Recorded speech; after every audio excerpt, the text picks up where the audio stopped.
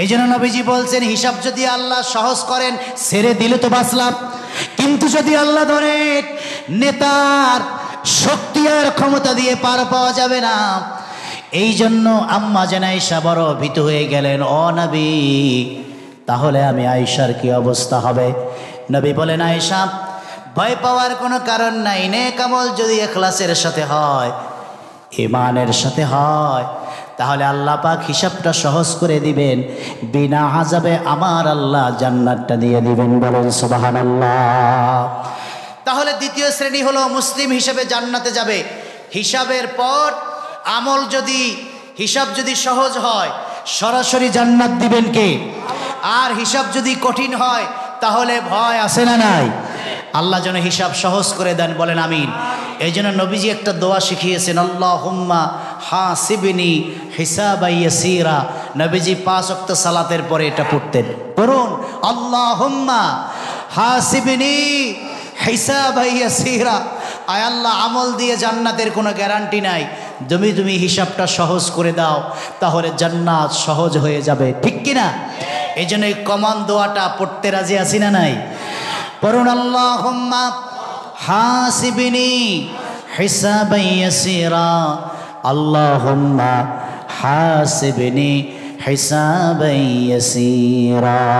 বলেন আল্লাহু আকবার। 3 নম্বর দল যারা জান্নাতে যাবে তারা ঈমান আনার পর নেক আমল করেছে, সমস্ত পাপগুলিকে ঘৃণার সাথে প্রত্যাখ্যান করেছে। ডানে সুদ বামে সুদ, জিনা আর ব্যভিচারের সমাজ, মিথ্যা আর গীবতের সমাজ, জুলুম আর অত্যাচারের সমাজ, অর্থাৎ সমাজের ভিতরে পাপ কিলবিল কিলবিল কিলবিল করছে। অবদ্ধ বসার ভাইয়েরা বলো, চারদিকে পাপ আছে না নাই? কম না বেশি? চোখ খুললেই পাপ, ডানে গেলে পাপ, বামে গেলে পাপ, সামনে গেলে পাপ। এবার আপনারাই বলুন, এই রকম পাপে ঘেরা সমাজের মধ্যে কিছু মানুষ এমন আছে না নাই? পাপের সমাজে বাস করে, পাপ তাকে ধরে না, আছে না নাই? সুদ দেখে, সুদ থেকে বেরিয়ে যায়, ঘুষ তাকে ধরে না, জিনা ব্যভিচার গীবত শিকায়েতের মধ্যে নাই, বরং তার জীবন অ্যানালাইসিস করলে দেখা যাবে আওয়াবিন আছে, ইশরাক আছে, জামাতে নামাজ আছে, সুন্নতি পোশাক আছে, মেসওয়াক আছে, পাগড়ি আছে, জিকির আজকার আছে, প্রতিষ্ঠান আছে, ছাত্র আছে, জান্নাতি পরিবেশ আছে। চাইলেও নেক বাদ দিয়ে পাপ করার সুযোগ নাই। এই রকম কিছু দিনদার নেককার পরেজগার আমলি জান্নাতি মানুষ আছে না নাই? চাইলেও পাপ করতে পারে না। আল্লাহ পাক বলেন, পাপকে ঘৃণার সঙ্গে প্রত্যাখ্যান করে আর নেক আমল খুঁজে খুঁজে খুঁজে খুঁজে বের করে করে করে। যখন সমাজের মানুষ 5 ওয়াক্ত নামাজ পড়ে না, কিন্তু ওই আমলি মানুষটা খোঁজ নিয়ে দেখেন নিয়মিত তাহাজ্জুদ পড়ে, কতক্ষণ না? 5 ওয়াক্ত তো পরেই, আওয়াবিনও পড়ে, ইশরাকও পড়ে, সালাতুদ দুহা পড়ে, হাজত পড়ে, সালাতু বিররুল ওয়ালিদাইন পড়ে, এরপরে দান সাদাকা করে। যতক্ষণ কথা বলে তা নেকের কথাই বলে, একটা পাপের কথাও বের হয় না। আপনারা এখানে যারা বসে আছেন একটু বলেন, চত্রা ওলামা মঞ্জিলের হুজুর মিথ্যা কথা বলেন? হ্যাঁ, তাহলে আপনারাই সাক্ষী দিচ্ছেন। কিছু মানুষ আছে, আমি হুজুর কিন্তু উদাহরণ দিলাম, যে চাইলেও মিথ্যা বলতে পারবেন না। বলেন, চত্রা ওলামা হুজুর টুপি ছাড়া তিনি চলেন? নবীজি বলেছেন, মান তামাসসাকা বিসুন্নতি ইনদা ফাসাদে উম্মতি ফালাহু আজরু মিয়াতু শাহীদ। যেই টুপিটার চারানার মূল্য আপনার কাছে নাই, অথচ আল্লাহর হাবিবের একটি সুন্নাত, নবীজি বলেছেন আমার একটা আদনা সুন্নাতকে যে ব্যক্তি যে উম্মত আঁকড়ে ধরবে, আল্লাহর হাবিব বলেন তার আমল নামায় 100 গলা কাটা শহীদের সওয়াব দিয়ে দিবে। কিছু মানুষ আছে যাদের পরিবেশটাই জান্নাতি পরিবেশ, আমলি পরিবেশ। তার সামনে বসলে আমলি কথা, নামাজের কথা, হকের কথা, পর্দার কথা, ইসলামের কথা, তাকওয়ার কথা, তেলাওয়াতের কথা, জিকিরের কথা আছে না নাই? আবার কিছু মানুষের মজলিস আছে কথায় কথায় মিথ্যা, কতক্ষণ না? কর্মীদেরকে বলে মিথ্যা, নিজে বলে মিথ্যা, আছে না নাই? তাহলে দেখেন একই সমাজের 10টা মাজমা, কোন মাজমায় বসলে 100 কথা আর 100টাই দিনী কথা, তাকওয়ার কথা, খোদাভীতির কথা, আল্লাহ প্রেমের কথা, নবী প্রেমের কথা, সালাতের কথা। আবার কিছু মাজমা তারাও শান্তি চায়, তারাও এই দুনিয়ার কল্যাণ চায়, কথায় কথায় মিথ্যা, কথায় কথায় অসত্য কথা, কথায় কথায় জুলুমের কথা, কথায় কথায় অহংকারের কথা। এ বাবাজি, আল্লাহ রাব্বুল আলামিন বলেন আমার কিছু স্পেশাল বান্দা যারা পাপকে ঘৃণার সঙ্গে প্রত্যাখ্যান করবে আর আদেশগুলিকে বুকে জড়িয়ে নিয়ে আমল করবে, আমি আল্লাহ রাব্বুল আলামিন তাদেরকে তাকওয়ার মর্যাদা দেব।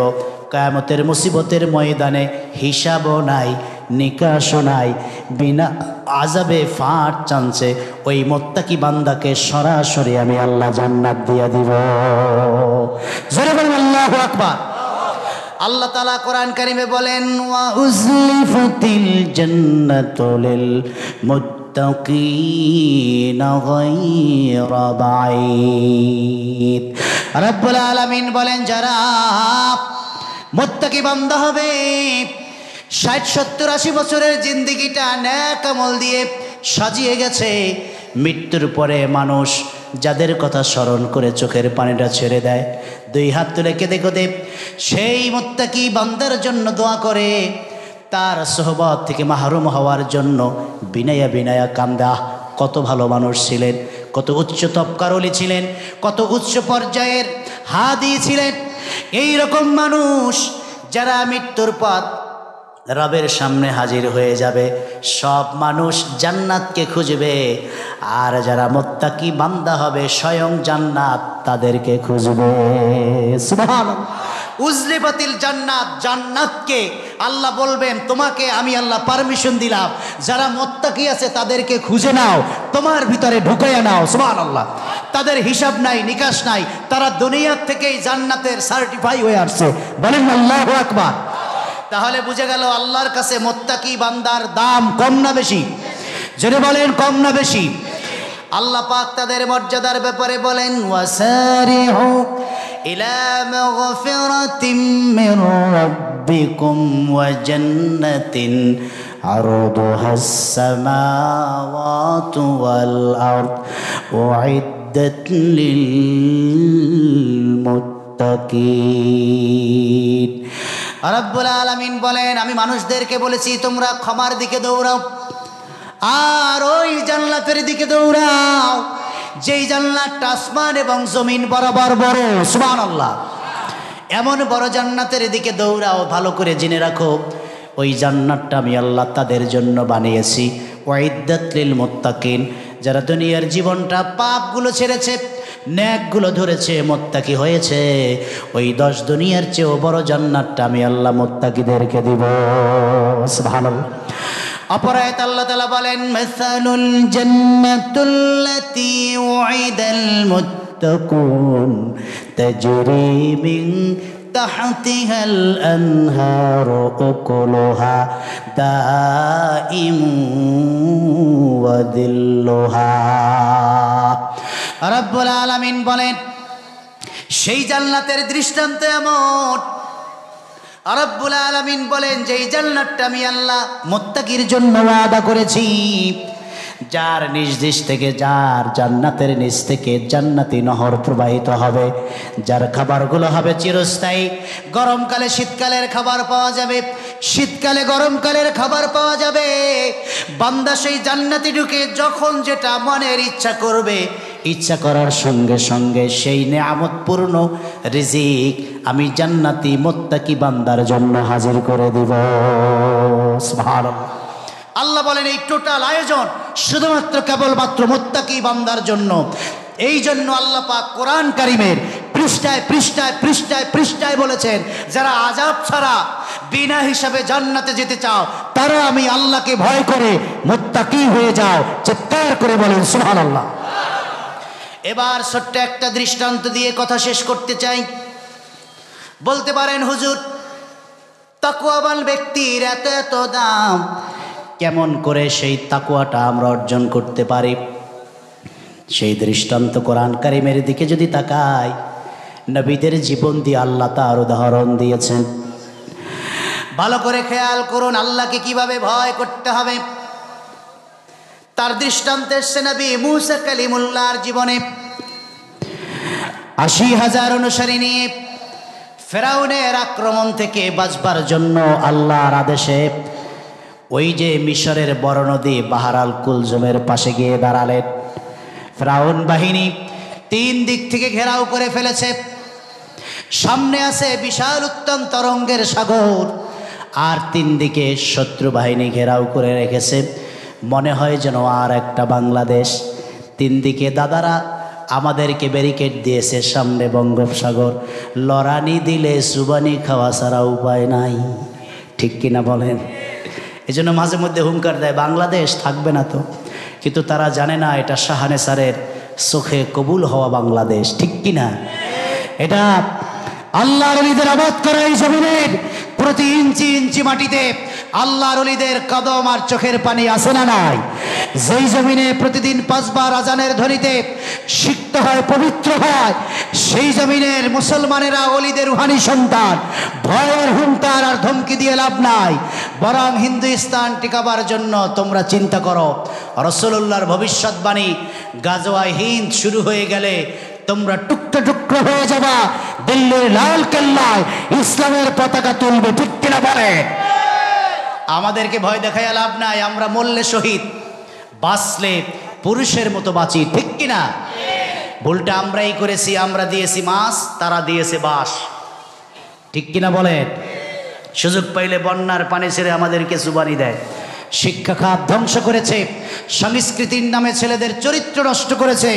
খোঁজ নিয়ে দেখেন ঘরে ঘরে ইন্ডিয়ান টিভি সিরিয়াল আর ওই নারী পুরুষের অবাধ মেলামেশার ছবি আছে না নাই? এইগুলো দিয়ে আমাদের ছেলেদের চরিত্র ধ্বংস করেছে। কিন্তু আমরা এত দিলাম, আমাদের একটা চ্যানেল ইন্ডিয়াতে চলে না, কারণ আমাদের চ্যানেলে আজান হয়, তেলাওয়াত হয়, জিকির হয়, ওয়াজ নসিহত দেখানো হয়, এই জন্য এগুলো চলে না। আর তাদেরটা টাকা পয়সা দিয়ে কিনে কিনে দেখে যাতে ঈমানটা ধ্বংস হয়। ঠিক কিনা বলে? শুধু তাই না, এদেশের ছাপাখানা বন্ধ করে বইগুলো ছাপানো হয়েছে ইন্ডিয়া থেকে। ওই বইয়ের পিছনের পাতায় মূর্তির ছবি আছে না নাই? আর বইয়ের অনুশীলনী উল্টে গেলে দেখবেন ঠাকুর মাকুরের জীবনী দিয়ে সব গল্প আর প্রবন্ধ ভরা।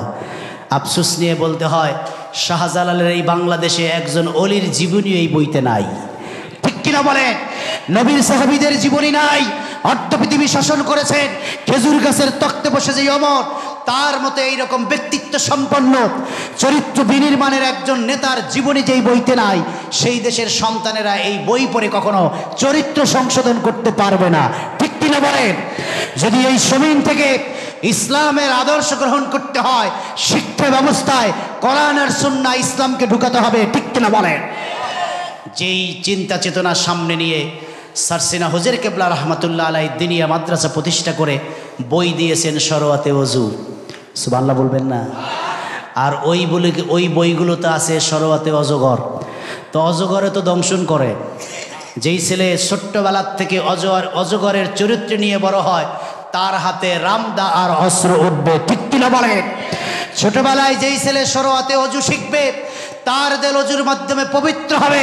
বড় হলে তার হাতে কোরআন উঠবে, তার মুখে দাড়ি থাকবে, মাথায় সুন্নাতের টুপি থাকবে, রাসূলুল্লাহর মুজাসসাম নমুনার ইসলামের সৈনিক হবে, কোরআনের কথা বলবে, ইসলামের আওয়াজ দিবে। ঠিক কিনা বলে?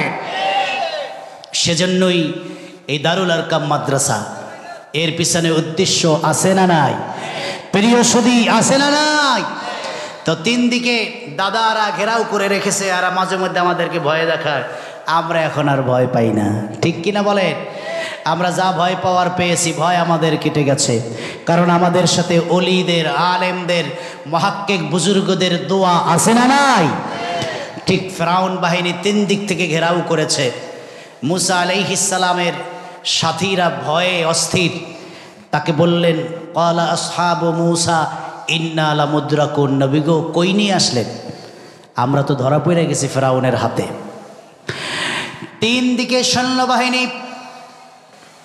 অস্ত্রের ঝনঝনানি, হুমকি আর ধমকি। অপরদিকে সমুদ্রের তর্জনার গর্জন। হয় ফেরাউনের কাছে মাথা দিতে হবে, অথবা সমুদ্রে ঝাঁপ দিয়ে জীবন দিতে হবে। এই যখন পরিস্থিতি, কালিমুল্লাহ মূসা আলাইহিস সালাম জাতির মানুষদেরকে আশ্বস্ত করে বললেন, ও আমার জাতির মানুষেরা, ভয় পাওয়ার কোনো কারণ নাই, চিন্তিত হওয়ার কোনো কারণ নাই। এই কঠিন মৃত্যুর মুখে দাঁড়িয়ে কাফের মুশরিক বেদিনদের হুঙ্কার আর অস্ত্রের ঝঞ্ঝনানি আর উত্তল তরঙ্গমালার সমুদ্রের এই প্রকোপ আওয়াজ তুল্য এই সমুদ্রের ঢেউয়ের হুঙ্কার, এই সব কিছু মিলিয়ে মৃত্যুর এই হুঙ্কারকে সামনে নিয়ে আমি স্পষ্ট কণ্ঠে বলছি, ফেরাউনকেও ভয় পাই না, অস্ত্রকেও ভয় পাই না, আর সমুদ্রের তর্জনার গর্জনকেও ভয় পাই না। বরং এই মৃত্যুর মুখে দাঁড়িয়ে আমি নবী মূসা সবচেয়ে একজনকে বেশি ভয় পাই, তিনি হলেন আমার আল্লাহ। তিনি বললেন, কাল্লা ইন্না মাইয়া রব্বি সায়াহদিন। কখনো না, এগুলোকে আমি ভয় পাই না, হুমকি ধমকিকে আমি তোয়াক্কা করি না, এক সেকেন্ডের জন্য মৃত্যুকে ভয় পাই না। বরং যেই মালিকের পক্ষ থেকে রিসালাতের দায়িত্ব নিয়েছি, তাওহীদের নূর অন্তরে ধারণ করেছি, সেই মালিককে ভয় করে এমন এমন এমন তাকওয়ার গুণ অর্জন করেছি, এই কঠিন বিপদে আমি আমার আল্লাহকে সবচেয়ে বেশি ভয় পাই। তিনি আমার সঙ্গে আছেন, এই বিপদ থেকে বাঁচবার জন্য তিনি রাস্তা বের করে দিবেন। বলেন আল্লাহু আকবার।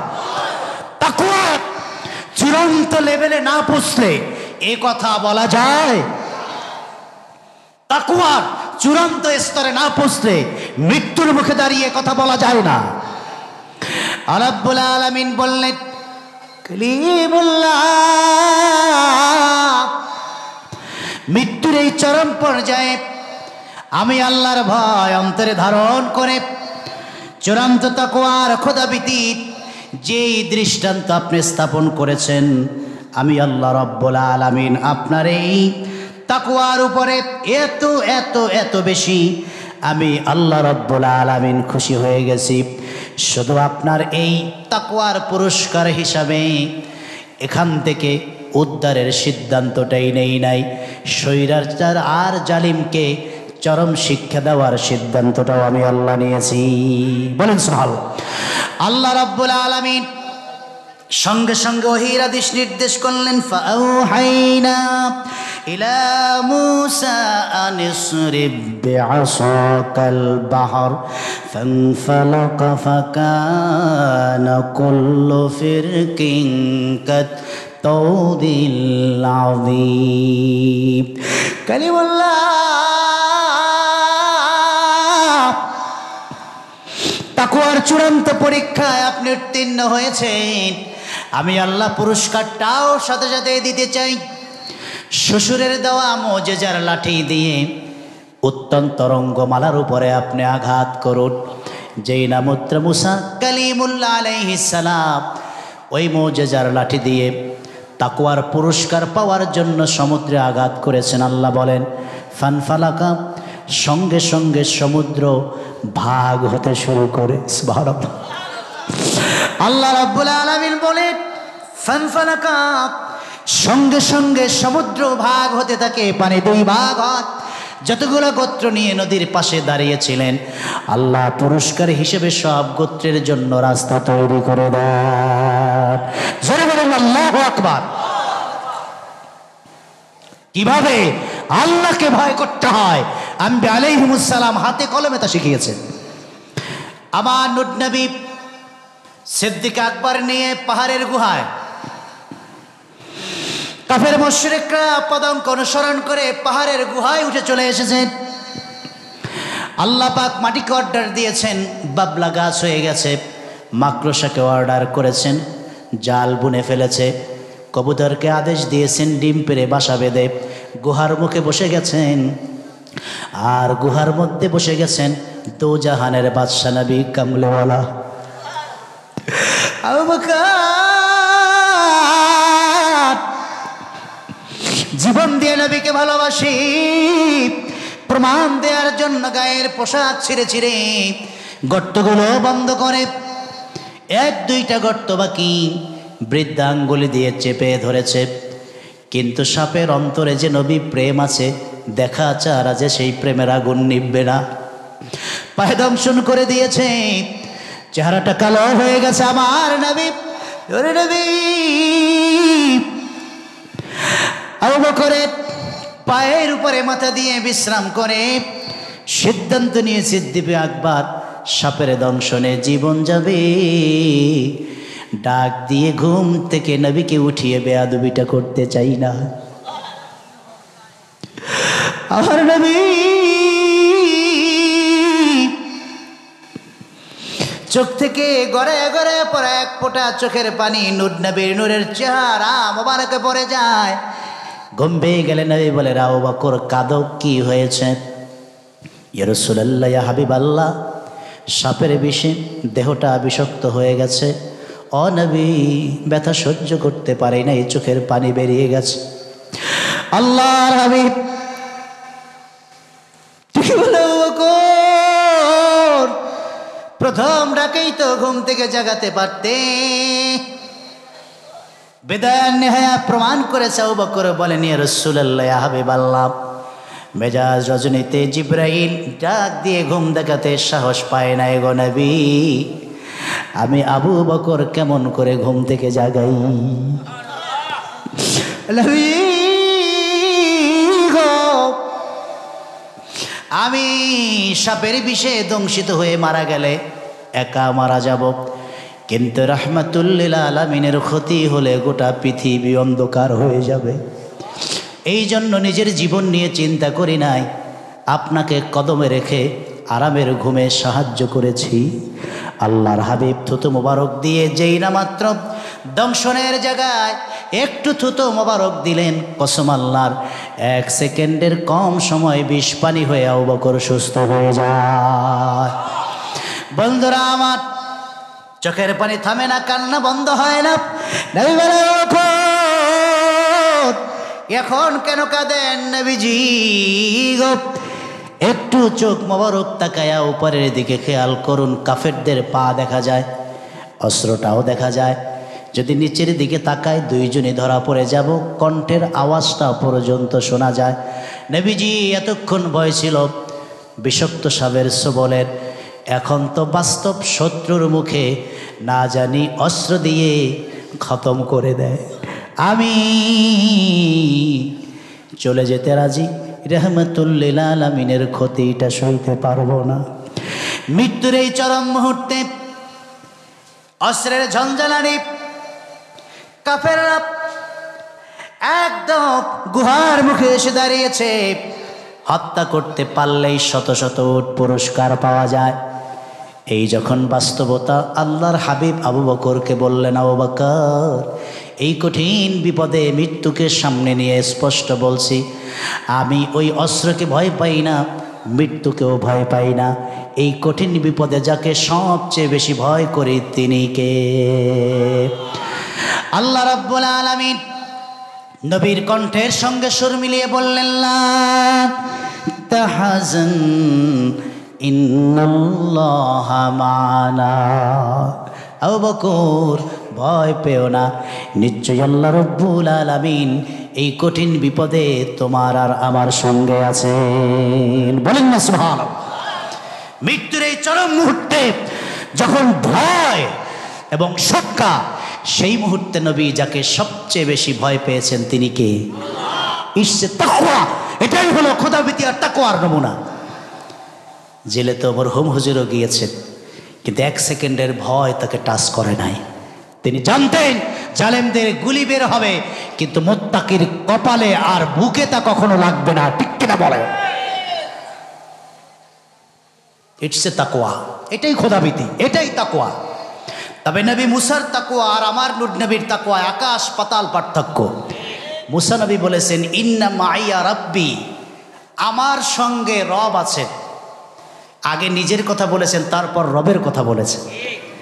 আর রাসূল বলেছেন, ইন্নাল্লাহা মা'ানা, আল্লাহ আমার সঙ্গে আছেন। আগে রবের কথা, পরে নিজের কথা। সুবহানাল্লাহ। সব মুহাদ্দিস একমত, রাসূলুল্লাহর এই কথা, মুসা নবীর এই কথা যদি ওজন দেওয়া হয়, আল্লাহর হাবিবের তাকওয়ার পাল্লা কত গুণ বেশি ভারী হবে। চিৎকার করে বলেন সুবহানাল্লাহ। প্রিয় সুধী, নবী আম্বি আলাইহিস সালাম এভাবে আল্লাহকে ভয় করেছেন। এজন্য আল্লাহ তাআলা এই তাকওয়ার কথা নামাজের চেয়েও বেশি বলেছেন কোরআন কারিমে।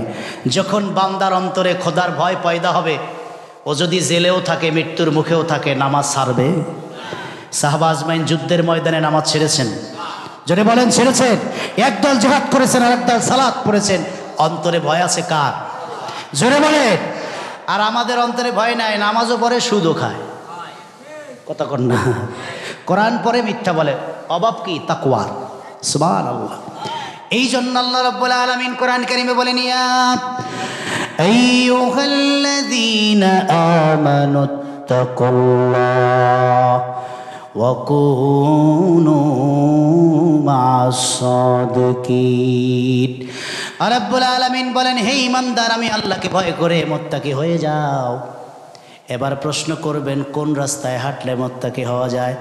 আল্লাহ পরের অংশে বলে দিয়েছেন, ওয়া কুনু মা'আস সাদিকিন। যারা তাকওয়ার রাস্তায় হেঁটে মুত্তাকি হয়ে গেছে, তাদের যদি সাথী আর বন্ধু হও, তাকওয়ার গুণ সহজে আল্লাহ অর্জন করার ব্যবস্থা করে দেবেন। সুবহানাল্লাহ। বাজারের বই পড়ে যদি এমবিবিএস ডাক্তার হওয়া যায়, তাহলে তো আর মেডিকেল কলেজ দরকার নাই, কথা কন না? কিন্তু কোনো ডাক্তার যদি পড়ে যে আমি বাজার থেকে বই কিনা পইরা ডাক্তার হইছি, তারে দেখাবেন? সবাই কবে যে হাতুরা ডাক্তার, কথা কোন ঠিক কিনা?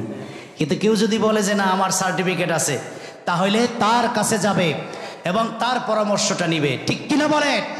প্রিয় সুধী, তার মানে বোঝা গেল ডাক্তার হতে গেলে ডাক্তারের কাছে যাওয়ার দরকার আছে না নাই? ইঞ্জিনিয়ার হতে গেলে ইঞ্জিনিয়ারের কাছে যাওয়ার দরকার আছে না নাই? যদি মুত্তাকি হতে হয়, তাহলে যারা মুত্তাকি হয়ে গেছে, আল্লাহকে ভয় করে আল্লাহর প্রিয় পাত্র হয়ে গেছে, তাদের